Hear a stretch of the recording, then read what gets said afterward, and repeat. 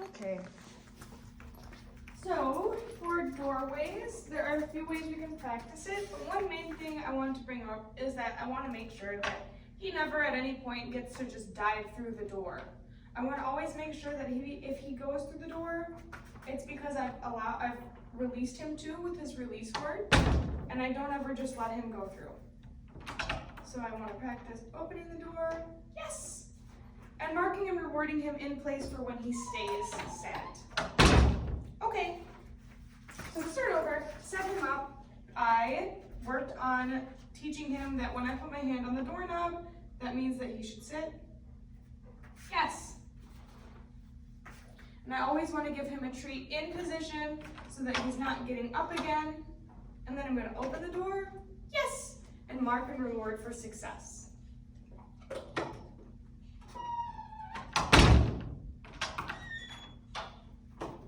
Okay. When he gets up, I'm just going to say, oops, close the door, put my hand back on the handle, yes, wait for him to sit, mark and reward, and try again. Yes. And then when I'm ready, yes. Okay. Yes. And then on the other side of the door, I always want to make sure to mark and reward for when he gives me his attention. Okay. We're not done yet. Nope. So that's one way we practice.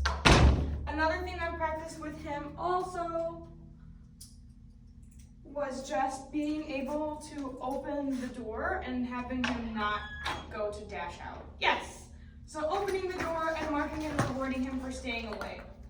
And I want to toss the treats, yes, so that it will encourage him to go away and stay away. And if he does go to leave, I'm just going to close the door again to the point where he can't get out. Yes. And anytime he approaches but stops, yes, I'm going to mark and reward that. And we're just practicing not dashing out an open door. Yes.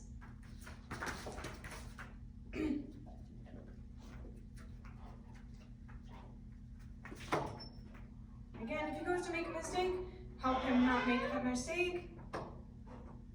Yes. Just try your best to set him up for success.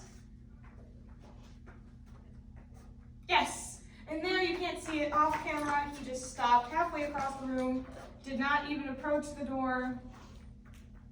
Yes. That's exactly what I'm looking for. And I would typically probably want to practice this with doors leading to other rooms inside a lot before I go to practicing it with the front door or the back door. Excuse me.